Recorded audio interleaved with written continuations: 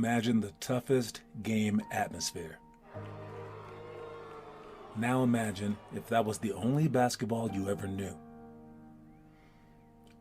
Like growing up in New York, you'd either be forced to quit or adapt. So be grateful for the times that are too hard to handle and seek to have as many of those moments as you can find.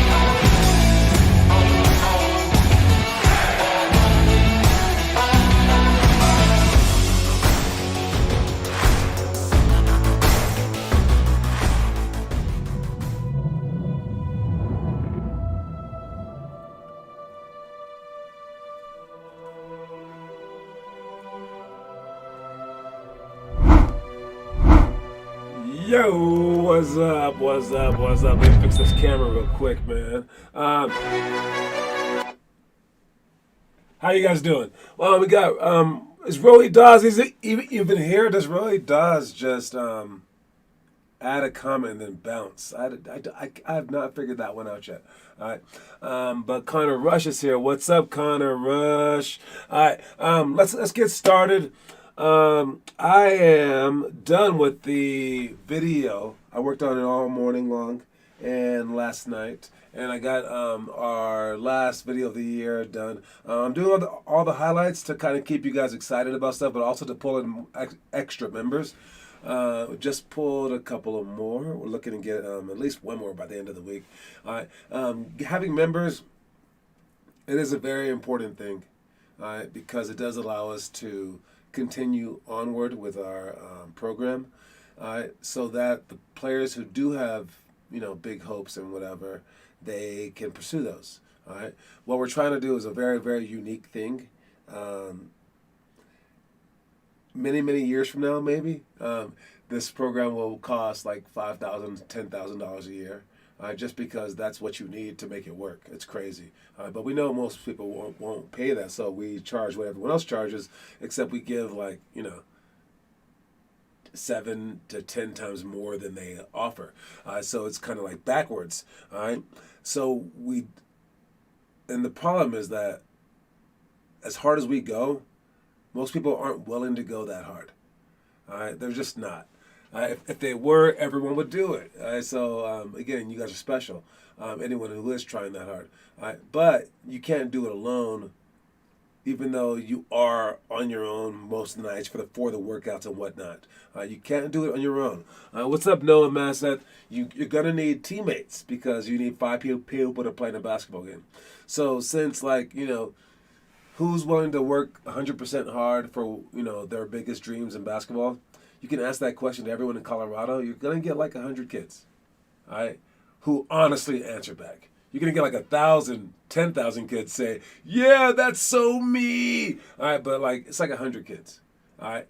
And we will slowly find those kids. They will slowly join our program. But in the meantime, we're going to have to humor some other kids. We're going to have to humor them, bring them along. Also try to inspire them and things like that. All right. Sorry I wasn't at the rec today. I have been sick. Oh, man. Is that senior or junior? Hope it's not anything bad. So we got to, in the end, I realized that it's only going to be, my dream, I've said this before, My dream is not to have how many? 12 times 12, 144. So 12. My dream is not to have 144 members who are all going in to try to make the NBA, who are all trying their hardest, who show up all the time. That is not my goal. My goal is to have one kid per grade. One kid per grade absolutely trying their butt off. And that first kid is going to be Connor, whether he wants it or not at this point. Because he said he wanted it. So I'm going to treat him like he's Kevin Durant. And I'm going to be his mom, basically, and force him to do it. All right? And we're going to see what it's like. And then we're going to see if I can have one kid per grade. So if you're that kid per grade, let me know. And again, you let me know by posting homework every single day. Every single day you post something. All right, so what I'm going to do, I'm going to make, since I'm done with the video now, I'm going to make Connor's daily homework. All right, Connor must do something every single day of the year. And call him out. If he skips one day, he owes me a bunch of Astros at the end of the month. I don't think Connor or anyone, I don't know if, probably a lot of people actually, but no one like regular could do the challenge that I'm going to give him. So he's going to mess up by the end of every single month, I'm sure. But Connor's like goal should be to be perfect. And if he isn't perfect, it's okay. His goal by the end of the year should get like at least one perfect month. Because at the end of the month, I'm going to make him run I think it's 3 Astros in a row. If he's not perfect. He's going to have to post homework every single day. He's going to have to convince someone else each month to do the monthly homework and to print it out. All right. And he has a couple more things to do as well. He's to come Monday, Wednesdays, Fridays in the mornings for our boot camps. All right. So he has several things to do. And I wish him luck. But even if he fails in this regard, he's going to be amazing on the other end. All right? And if anyone out there wants to try it as well, let me know. I'm only going to make Connor do this. All right? And if Rohit wants to do it, he can tag along. If Noah wants to do it, he can tag along as well. All right? But the consequences will stay in place, and I won't flinch for a whole year. Every time that I see it at the beginning of the month, I'll be like, oh, do your runs. You weren't perfect. Do your runs. You weren't perfect. Like that. Because at the end of the day, if we all try that hard, man, it's going to be something beautiful. And someone's going to make it. Like, if we get everyone in a whole program, like right now, just us 22 kids right now, to do this, one of y'all is going to the NBA. But to get everyone to do it is a hard thing. All right? I'll do it. We'll see. All right, D has been on that. I don't think negative works on Connor. It doesn't need negative. But I think doing the nostrils will. So that's what I like about the nostril thing at the end of the month. If you don't do it and you have to do the nostril or like push-ups or something like that, that negative is actually a positive. All right. So those are the best kind of like punishments. Like spanking someone is not a good punishment. It just hurts them. I mean, it might make their butt a little bit like raw or something. I don't know. It's not great. But like sprints or push-ups, something like that, it's gonna get you stronger. Then it's like you either get better like this or you get better like this. Those are the best kinds of punishments. The ones that make you better. All right. Let's start. We got our quote of the day. Let's see what it is. Go big or go home. I'm sure that you guys have heard this before, especially in the playoffs, right? Go big or go home. I would apply this to every day of practice. I mean, really, you either go big or go home. All right, you're wasting our time if you're not here to try your hardest. All right, and you'll see it. Hopefully, it's Connor. Might be someone else, but you'll see something change in me. The moment that we get a big-time player in our program, the moment that we get a player who is so serious that it's like NBA or bust, that's my kind of kid, I completely change. All right? Because that's my people. All right? Like that's the people that I care about them. I don't know. It's the kind of person that I made the entire program for. All right, and see it like this. See it like we're all at, like, let's say McDonald's, okay, and you guys are just like playing around McDonald's and the plays and doing all this stuff, right? And and you already ate breakfast, but we're just at McDonald's getting like a snack. And the food's being made, it's whatever. But then there's like a homeless person that comes in, and then you guys start playing around and knock the food out of their hand. Now it's serious. Now you're messing with someone's life. At first, it was just fun. But this person is hungry. This person is starving. This person, if they don't have this person is basically just nothing in life.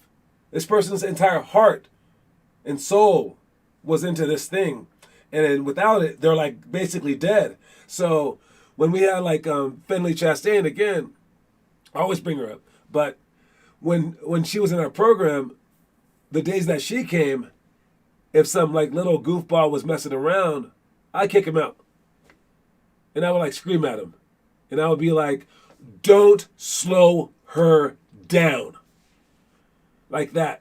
Because that's what matters to me. That's why I built this program. All right? And again, that kid, nothing distinctly wrong with that kid. He didn't know, I guess, but he knew afterwards. All right? We are not here to play around once we have that person. Before then, yeah, we can just joke around. It's whatever. I'm not wasting anyone's time right now. All right? But the moment that I sense that player is there, whenever that player shows up, it's a brand new thing. We are going big, or you go home. But in terms of like your own like little like basketball careers as well, go big or go home. That means that to bring it during the clutch moments. All right, you bring it during the clutch moments. Is Finley on the top 15 attendance? She is not. No, she wasn't in our program long enough. She was in the program for about 3 years. But yeah, she always played for other girls teams as well. So she would come about 3-4 times a week.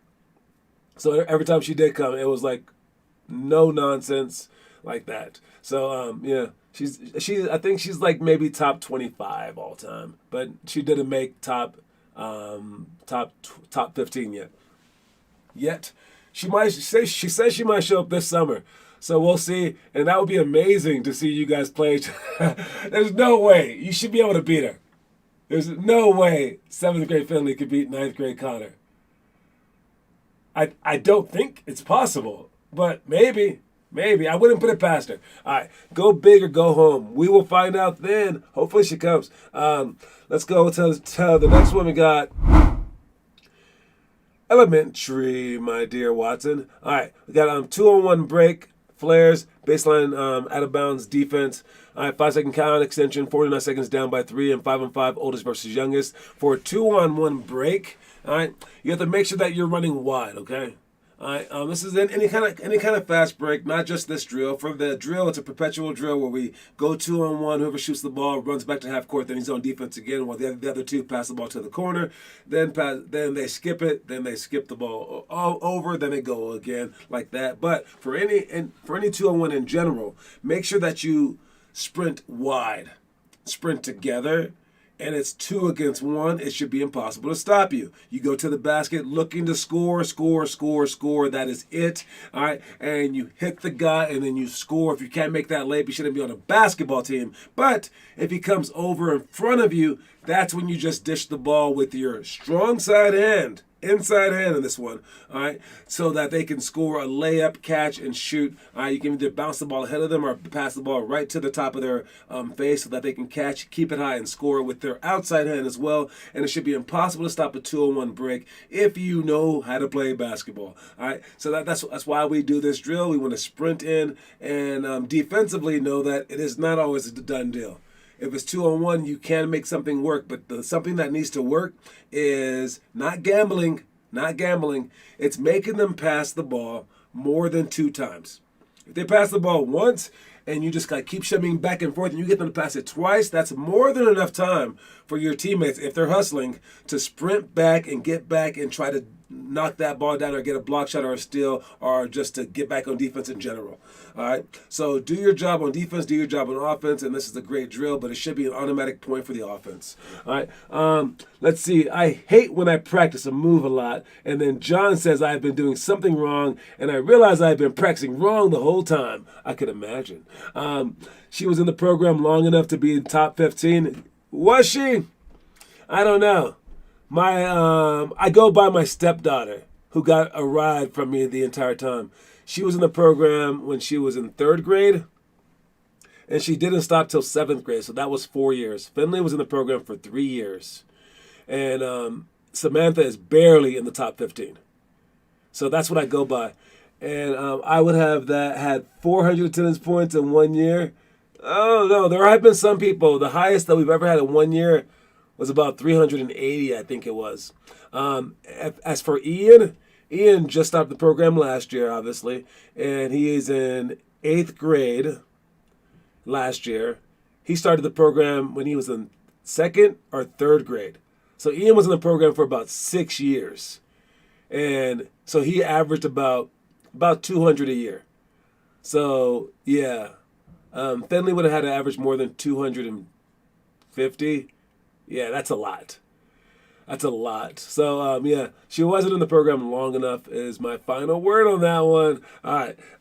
Because, yeah. So if you're above 200, 250 a year, that's amazing. Let's see. What else do we have? We have flares, wing and corner flare footwork in situations. Nah, it's not. And I don't know. I would have had 400 points if COVID didn't happen. You can say whatever you want, Finn Kaufman. Say whatever you want, but was Finn there every day before COVID? I don't know. He was there okay. I think he showed up more than Ian did, actually, because Ian invited him to our program.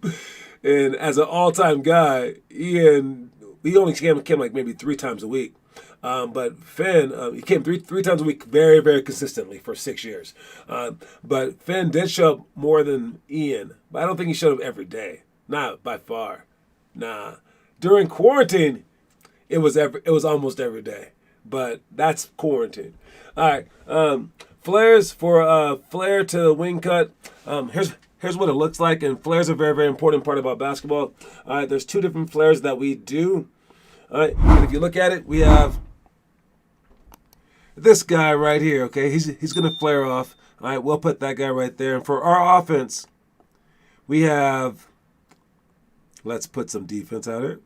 All right. For our offense, we have a play where it's not exactly like this, but let's say that he dribbles out to right there. All right. And this guy's guarding him. He's going to sprint up and hope that the defender follows him. If he doesn't, he can just cut right in front of him. So we leave them with no choice. All right. Either he plays bad defense and we cut right in front of him, give him the ball, and he can score, all right? Or he plays on this side, and we're like, okay, cool, you played on that side. And as that guy sprints up, we're gonna have this guy curl around and set a back screen. All right, now he's gonna step in to the 3-point line, and then he's gonna go straight back out. And now he has a choice to make. Either he hits the screen, goes under it, or goes over it. We were always taught to go over it. So let me show you what under looks like real quick. If he goes under the screen right here, he gets the pop right there, hit him for a jump shot. All right. So you need to go over unless that guy absolutely can't shoot threes. So now as he goes over the screen, I'm gonna make sure that he goes shoulder to shoulder, hits him right there, and then you want to go deep like this away. You can't go flat. If you go flat, this ball is in danger of being stolen by everybody and their moms. All right, so you want to go deep out here, wide, so he can see you. And as this guy tries to go over, now you have a lob pass right there. All right, for a shot. During college, we would try to steal this pass. And if they try to steal it, someone like Gonzaga, someone smart, they would just slip this, boom, and go right back door for a pass right there. All right, so for a flare cut out to the wing, it's a very tough play to guard, and you just have to go over it. And as you might be able to see, if you do go over it like this, you are behind the guy. So even if he catches it for no shot, he can still go straight to the basket, kind of like our poly play. All right, or he can just keep going, loop around, and then he might have an alley-oop somewhere along the line because you went over. All right, but we always played hand up in the defender or hand up in the offensive player's face right here to make that pass as hard as possible. All right, so when you do a flare cut, it's kind of an unbeatable play if you guys do it correctly. For us, we call this play scale.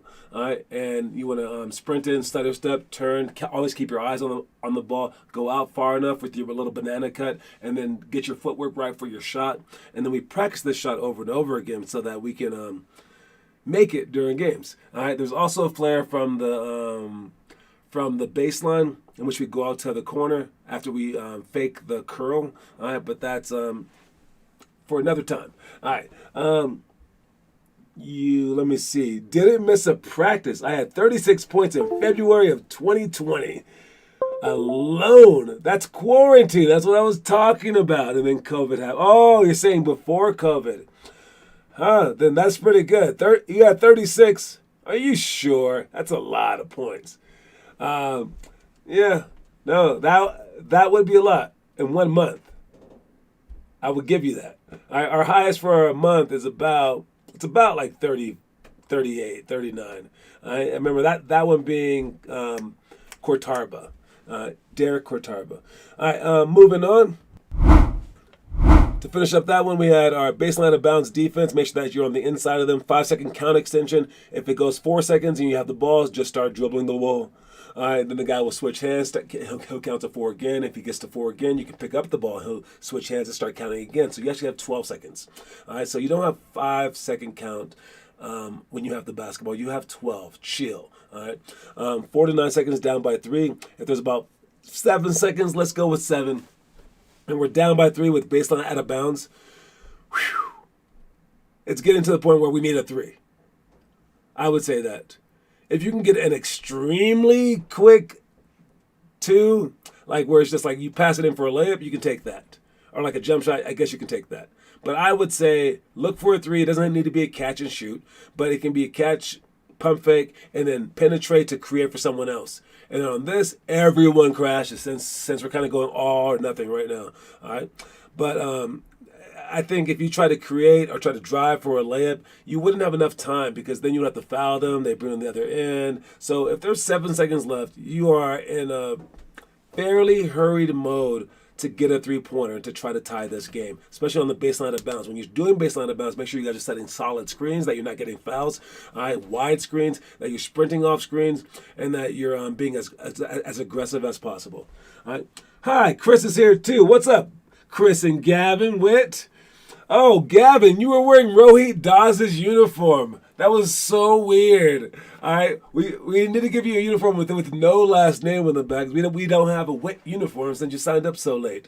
But yes, that was so weird. Look at the video. You're wearing Rohit Das's uniform. Rohit Das, if you're watching, that is appropriation because you're an Indian guy. Anyways, last one is 5-on-5, oldest versus youngest. We would do this in our Tuesday, Thursday practices, which start next week. So heads up for that. All right, and we put the oldest kids versus the youngest kids so that you can have a chance. Like Connor Rush right now, he's on JV in varsity, but he's a young guy. It's hard. I'm sure he probably thinks he should maybe get some playing time. Maybe. I hear his team is doing pretty well, that they're 6-1. All right, and this would give him a chance.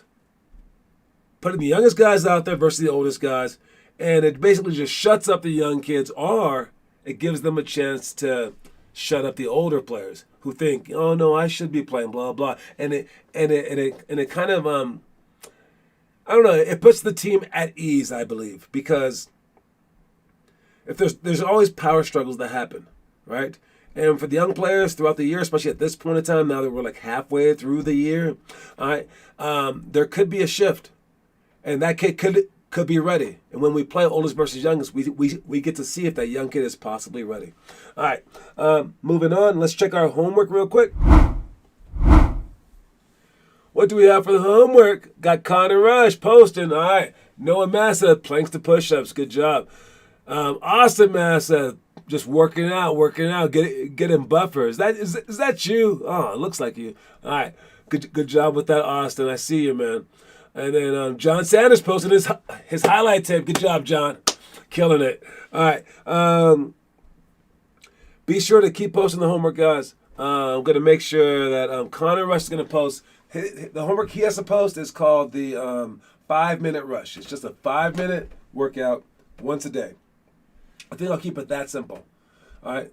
During our nighttime stuff, once the season's done, we can add those workouts, and you don't have to do those workouts as part of your homework that you film because we do that in practice. But you should.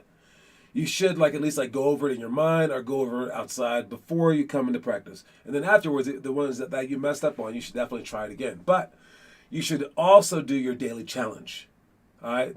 So there's a daily challenge in the book, and I'm also going to make Connor do his 5-minute rush forever. So those will be the two things that I'll have Connor film. You guys should see him posting those two things. Whatever the challenge for the day happens to be.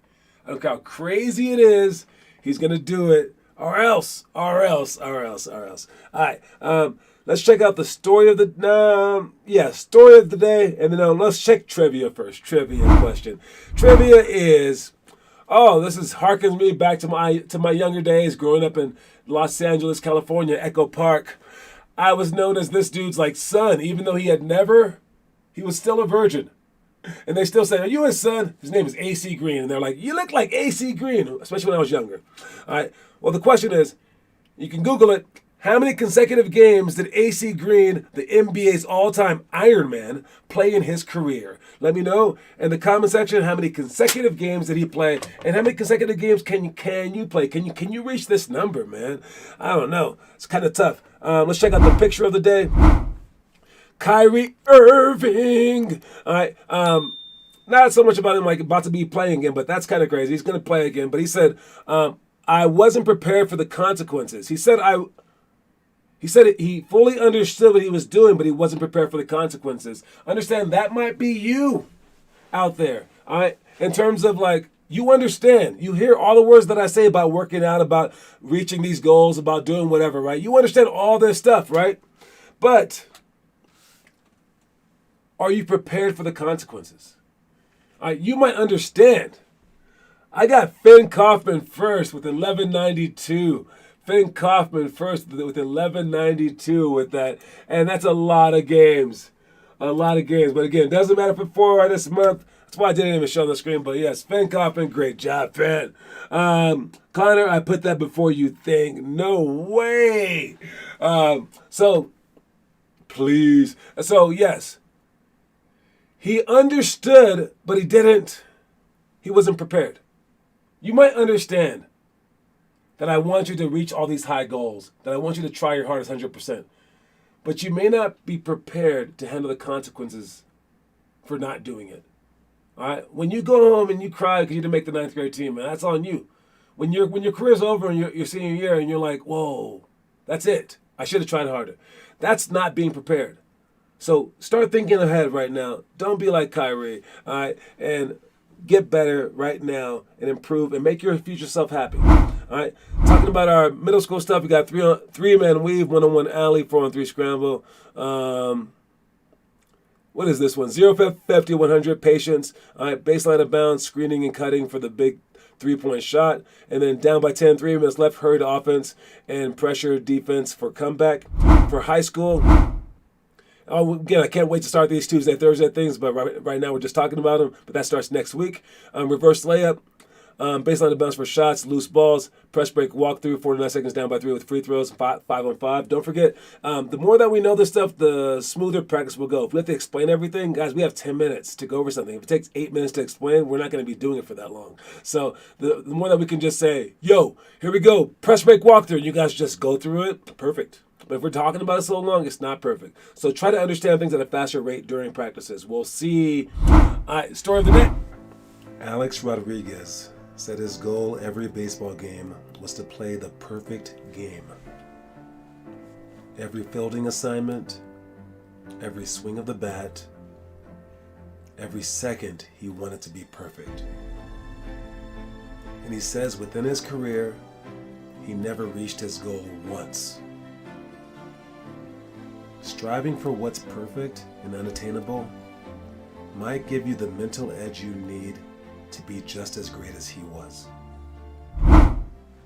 That was Gavin's word for his treasure hunt. Strive. Yes, if A-Rod is one of the greatest baseball players to ever live, and he said he never had a perfect game, but he always strove for one. All right, he always strived for one, strove. I don't know, but he tried to make every single throw perfect, every single fielding assignment perfect, and that was like his mindset. Can you guys have the perfect game? Because I was watching some of the footage from our games.